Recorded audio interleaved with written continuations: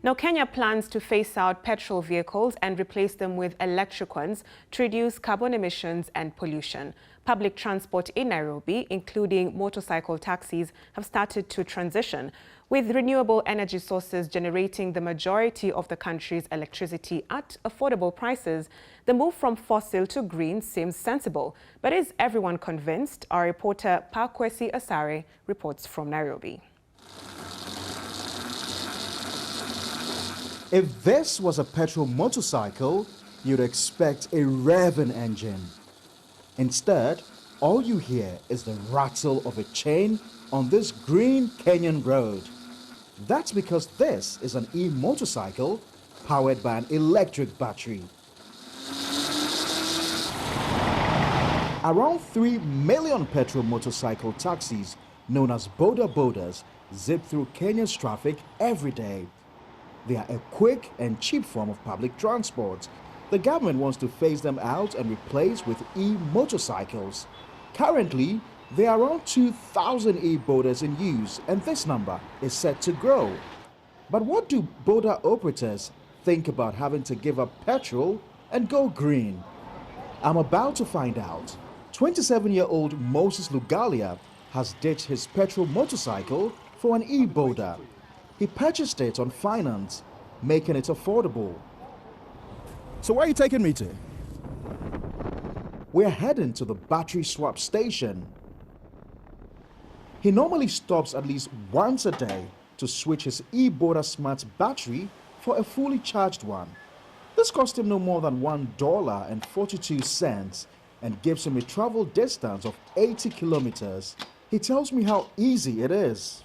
Ease and convenience of charging this bike is that it only takes 2 minutes to swap the battery out and you leave the station.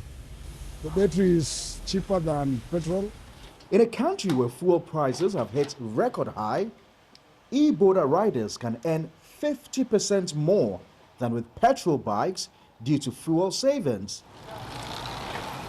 But these boda operators still using petrol motorcycles are not convinced about going green. You can't go to remote areas where there is no charging area for the battery. And now the electric bike it is more expensive. We don't want electric motorbikes. The majority of public transport in Kenya is privatized. Little infrastructure exists outside of the capital to support e-vehicles, and the government is asking private companies to address rider concerns. The rest of the country will require private investments and greater incentives on the private investors. Nairobi is the heartbeat of the country in terms of transport, so we are confident that if we succeed to establish proper infrastructure within Nairobi, that will help us to get the same investors to invest in other cities.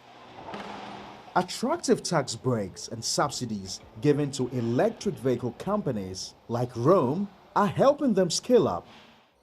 This model is specifically aimed at the boda market in an effort to get riders to switch. We've been working on building the assembly line and scaling up as much as possible. The product has become stable and we're ready to enter and go to markets in large quantities.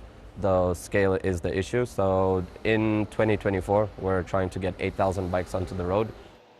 The growth of the e-mobility sector is making it more gender inclusive too. This startup is keen to work with female boda operators like Carol, who make up less than 1% of all women riders in Kenya. She's been invited by Akride to test trial their new e-boda motorcycle. Carol says her work gives her confidence. In terms of providing for myself, I can do whatever I want with myself. Yeah, I have freedom in terms of if I want to do things outside work, I have that time to maneuver. As the electric vehicle sector expands, the government aims to bring in another 200,000 e-motorcycles on Kenyan roads within the next 2 years. However, operators are carefully considering the cost and the restricted travel distances of e-bodas, leaving the possibility of a green revolution uncertain. Pakwesi Asare, BBC News, Nairobi.